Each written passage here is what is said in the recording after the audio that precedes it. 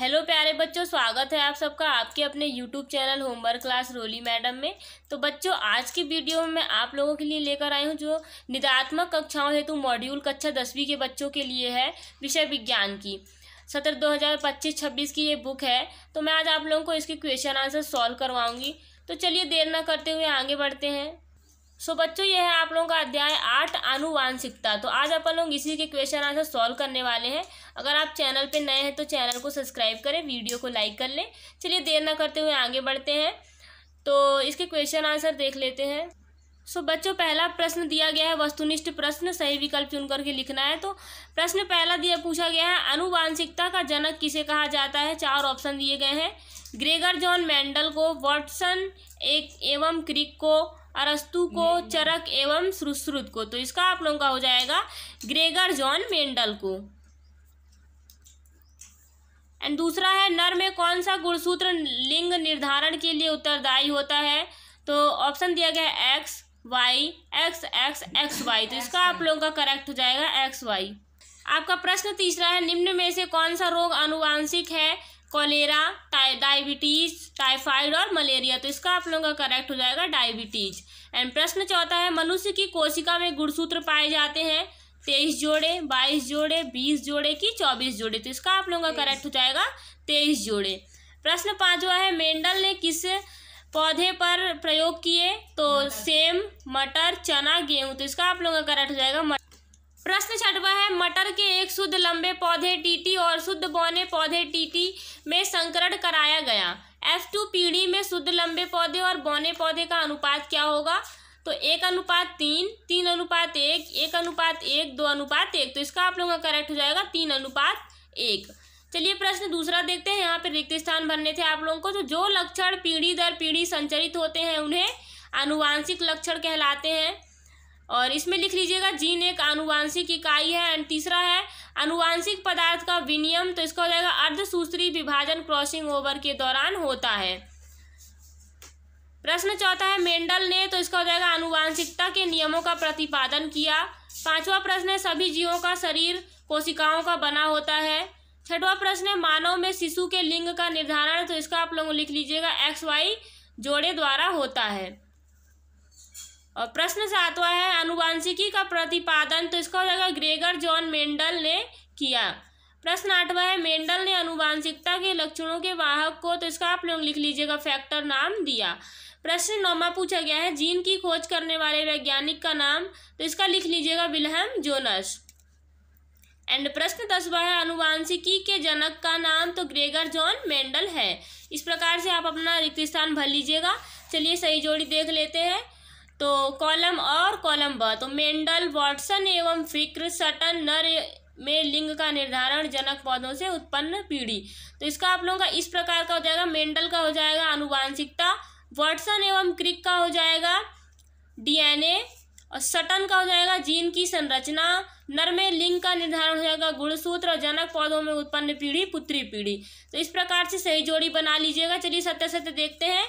तो पहला सत्य सत्य पूछा गया है, पुष्प के लाल एवं सफेद रंग में सफेद प्रभावी एवं लाल अप्रभावी होता है।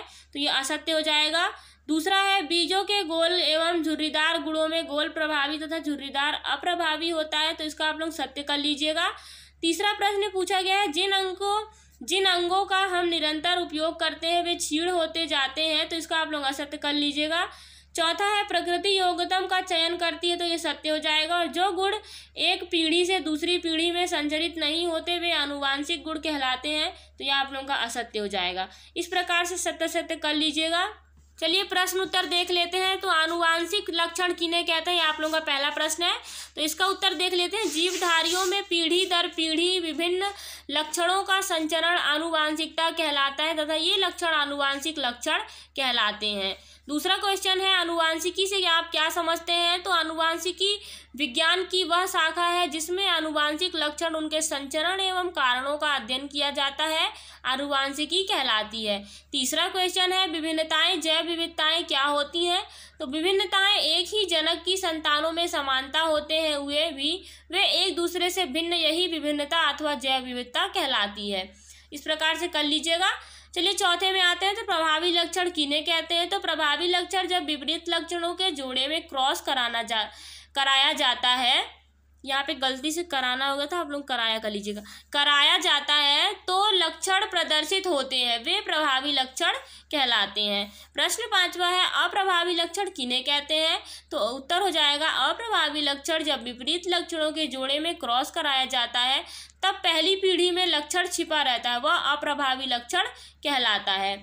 प्रश्न 6वां है, एक संकर क्रॉस क्या होता है? तो एक संकर क्रॉस एक विपरीत लक्षण को साथ लेकर कराए गए संकरण को एक संकर क्रॉस कहते हैं। 7वां प्रश्न है, द्विसंकर क्रॉस क्या कहलाता है? तो द्विसंकर क्रॉस दो विपरीत लक्षणों के साथ लेकर कराए गए संकरण को द्विसंकरण का क्रॉस कहते हैं। सो बच्चों, ये सब आप सारे क्वेश्चन जो देख पा रहे हैं, ये सब क्वेश्चन आप अच्छे से याद कर लीजिएगा, क्योंकि आपके फाइनल पेपर में इसमें से ही क्वेश्चन आंसर आने हैं। चलिए आगे देखते हैं। तो एक एकल जीव द्वारा उपार्जित लक्षण सामान्यतः अगली पीढ़ी में वंशानुगत नहीं होते, क्यों? तो इसका लिख लीजिएगा, एक एकल जीव द्वारा उपार्जित लक्षण सामान्यतः अगली पीढ़ी में इसलिए वंशानुगत नहीं होते क्योंकि वह जनन की क्रिया द्वारा अपने संततियों में यह गुण नहीं पहुंचा सकते हैं। उस जीव की मृत्यु के साथ उनके द्वारा उपार्जित लक्षण भी नष्ट हो जाते हैं। दूसरा क्वेश्चन है, बाघों की संख्या में कमी आनुवांशिकता के दृष्टिकोण से चिंता का विषय क्यों है? तो इसका लिख लीजिएगा, बाघों की संख्या में किसी से जीन फूल का ह्रास व प्रजाति विलुप्त की कगार पर पहुंच जाएगी, इसलिए आनुवांशिकता की दृष्टि से ये चिंता का विषय है।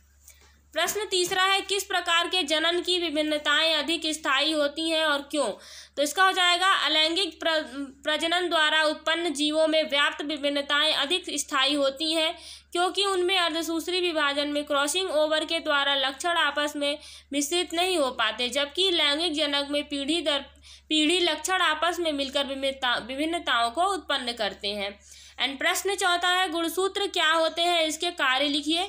तो गुणसूत्र धागेनुमा संरचना है जो पादप एवं जंतु कोशिकाओं के केंद्रक में पाए जाते हैं। आनुवांशिक लक्षणों के वाहक जीन्स इन्हीं पर स्थित होते हैं। पीढ़ी दर पीढ़ी लक्षणों की वंशागति की इनका प्रमुख कार्य है। एंड प्रश्न 5 है, मेंडल के नियमों के महत्व लिखिए। तो मेंडल के नियमों वंशागति की को समझाने हेतु अत्यधिक महत्वपूर्ण है। ये नियम जीवों के मध्य विभिन्न प्रकार की समानताओं व असमानताओं का कारण व्यक्त करते हैं।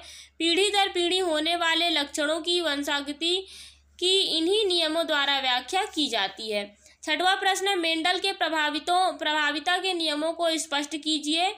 तो प्रभाविता का नियम के अनुसार जब विपरीत लक्षणों वाले किसी जोड़े में आपस में काम कराया जाता है तो पहली पीढ़ी में केवल प्रभावी गुण लक्षण दिखाई देते हैं। प्रश्न 7वां है, मेंडल के पृथक्करण का नियम लिखिए। तो जब एक जोड़ा विपरीत लक्षणों को एक संकर में साथ साथ लाया जाता है तो यह एक दूसरे से बिना मिश्रित हुए साथ साथ रहते हैं तथा युग्मकों के निर्माण के समय ये पूर्ण शुद्ध रूप से अलग हो जाते हैं, इन्हें इसे ही पृथक्करण कहते हैं। प्रश्न 4 पे आते हैं। तो प्रश्न पहला यहाँ पे पूछा गया, जीन के प्रमुख 4 कार्य लिखिए। तो जीन के निम्नलिखित 4 कार्य हैं। यह आनुवांशिकता की इकाई होती है। दूसरा लिख लीजिएगा, ये प्रोटीन निर्माण में भी सहायता देते हैं।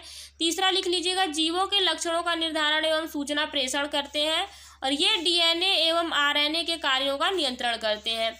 दूसरा प्रश्न पूछा गया है, मनुष्य के बच्चे का लिंग निर्धारण कैसे होता है? तो मनुष्य में बच्चे का लिंग निर्धारण नर में पाए जाने वाले Y गुणसूत्र पर निर्भर करता है। स्त्रियों में लिंग गुणसूत्र XX तथा पुरुष में XY गुणसूत्र जोड़ा पाया जाता है।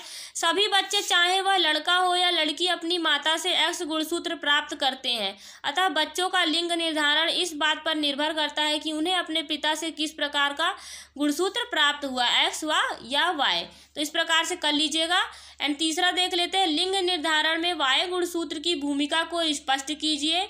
तो लिंग निर्धारण में वाई गुणसूत्र की अहम भूमिका होती है। स्त्रियों में लिंग गुणसूत्र के रूप में XX तथा पुरुषों में XY का जोड़ा पाया जाता है। सभी बच्चे, चाहे वह लड़का हो या लड़की, अपनी माता से X गुणसूत्र प्राप्त होता है, परंतु पिता से यदि X प्राप्त हो तो लड़की एवं यदि Y प्राप्त हो तो Y गुणसूत्र प्राप्त हो तो लड़का होता है। अतः पिता का Y गुणसूत्र ही लिंग निर्धारण हेतु उत्तरदायी होता है। तो इस प्रकार से अपना तीसरे का आंसर कर लीजिएगा।